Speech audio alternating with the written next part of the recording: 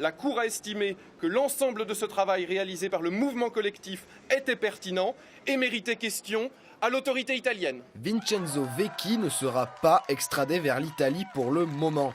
La Cour d'appel de Rennes demande des compléments d'informations sur le cas de l'activiste italien.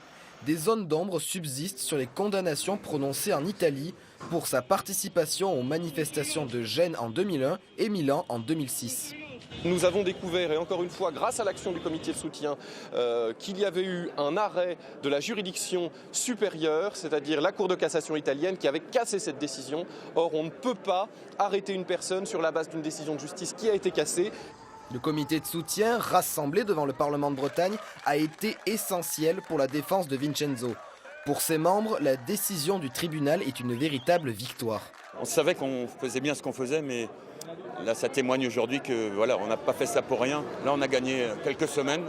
L'activiste n'est pas pour autant sorti d'affaire. La Cour étudie la possibilité d'une liberté conditionnelle.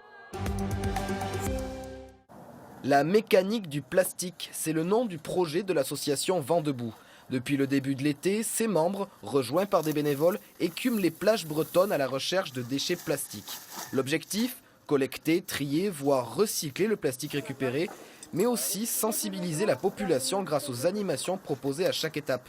Au total, 300 kg de déchets ont déjà été récoltés.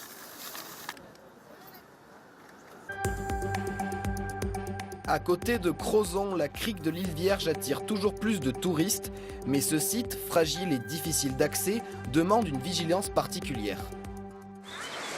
Un panorama à vous couper le souffle et une eau translucide, mais un accès des plus scabreux. La crique de l'île Vierge se mérite. Aujourd'hui, elle fait partie des joyaux naturels à voir absolument sur la presqu'île de Crozon. On pensait qu'il y aurait un peu moins de monde. Et l'accès ? Et l'accès, on s'y attendait un peu, mais on n'est quand même pas très bien chaussé là. Malgré les mises en garde, beaucoup de promeneurs se lancent à l'assaut du kilomètre de sentier qui les sépare de la crique sans connaître les dangers encourus. Le risque le plus important, c'est une chute. Alors si c'est une chute rien que sur le sentier, ça va, mais ça peut être aussi une chute dans la falaise. Et puis il peut y avoir un autre danger, c'est quand on s'approche de la falaise, c'est de faire tomber des pierres sur les personnes qui se retrouvent en contrebas. En 15 ans, la fréquentation du site a augmenté de 10 000 à 60 000 passages. Tous les supports touristiques mentionnent cette crique aujourd'hui. On a voulu un peu voir de nos propres yeux. Et voilà. Donc par contre là on va pas aller plus loin parce que c'est un peu compliqué pour la puce. Mais bon, déjà la vue est magnifique, donc on va prendre des petites photos. Pour préserver le site, la municipalité de Crozon a pris plusieurs décisions comme interdire l'accès du chemin menant au sentier aux voitures et créer un parking à proximité. Évidemment que nous sommes très très fiers d'avoir un site, c'est l'ensemble même de l'île Vierge et tout l'ensemble jusqu'au Cap de la Chèvre depuis Morgat, où on peut se dire le matin en se levant, en regardant le soleil se lever que ma foi c'est encore un premier matin du monde que l'on voit ici. Et toujours dans cette volonté de préserver le site, la ville vient d'entamer de longues démarches administratives pour que le lieu soit classé site d'exception et donc à terme soit mieux protégé. Est-ce que éventuellement tu pourrais me faire À Lorient, David Cassan est l'invité d'une masterclass d'improvisation pour orgue.